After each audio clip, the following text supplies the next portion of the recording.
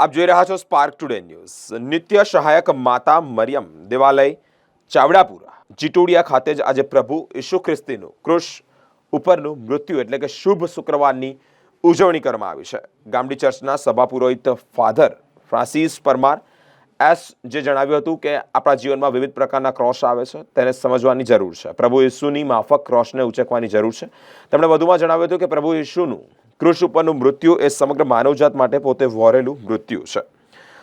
ચાવડાપુરા ચર્ચના મુખ્ય સભા પુરોહિત father Jagdish મેકવાને good Friday નિમિત્તે જ પ્રભુ ઈસુ સમગ્ર માનવજાત માટેનું મૃત્યુ વિશે જણાવ્યું હતું અને પ્રભુ ઈસુએ વેદનાઓ સહન પણ કરી હતી। સમગ્ર માનવજાતને પાપમાંથી મુક્તિ આપવા માટે જ પોતાનું બલિદાન આપ્યું હતું।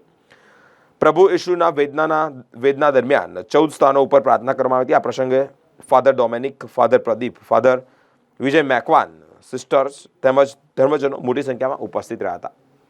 હું ફાધર જગદીશ મેકવાન, ચાવડાપુરા જીટોડિયા ધર્મ વિભાગ, આપ સર્વને આજે ગુડ ફ્રાઇડે એટલે કે શુભ શુક્રવારની શુભેચ્છાઓ પાઠવું છું। શુભ શુક્રવાર, ગુડ ફ્રાઇડે કેમ આપણે શુભ કહીએ છીએ? કારણ પ્રભુ ઈસુએ પોતે ક્રોસ ઉપર પોતાનું બલિદાન આપીને આખી માનવજાતને પાપમાંથી મુક્તિ અપાવી। જ્યારે પ્રભુએ ક્રુસ ઉપર મૃત્યુ વહોર્યું ત્યારે યહૂદીઓ માટે એ શાપિત મૃત્યુ હતું અને વિધર્મીઓ માટે એ મૂર્ખભર્યું પગલું હતું। પરંતુ પ્રભુ એ જે પગલું ભર્યું, જે ક્રુસ ઉપર પોતે મોતને વર્યા, એમણે માનવજાતને પ્રેમની અને ક્ષમાની પરાકાષ્ઠા શું હોઈ શકે એ આપણને શીખવાડ્યું। તો આજના દિવસે શુભ શુક્રવારે અમે બધા જ આપ સર્વને શુભેચ્છાઓ પાઠવીએ છીએ।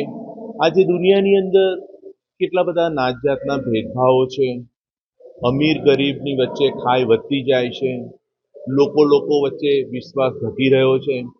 એ સમયની અંદર પ્રભુ ઈસુનો પ્રેમ અને ક્ષમાનો દાખલો આપણને શીખવાડે છે કે હંમેશા હું મારા માનવજાત માટે, હું મારા ભાઈ ભાંડુ માટે પ્રેમથી વર્તું, બીજાને હું સ્વીકારું। બીજા મારા માટે થ્રેટ નથી, પણ એ પણ પ્રભુનું સંતાન છે। અને આજે ગુડ ફ્રાઇડેના દિવસે આપ સર્વને માટે પ્રાર્થના કરું છું કે પ્રભુ હંમેશા આપણને બધાને પ્રેમ અને શાંતિ આપે। આજે દુનિયાની તમામ પ્રજા આજે પ્રભુ ઈસુને યાદ કરે છે, કારણ એમણે પોતાના ક્રોસથી બીજાને પ્રેમનો માર્ગ બતાવ્યો।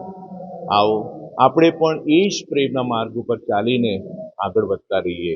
ફરીથી સૌને શુભેચ્છાઓ પાઠવું છું। સૌને પ્રભુ ઈસુની કૃપાનો અનુભવ થાય એ જ અભય પ્રાર્થના સાથે।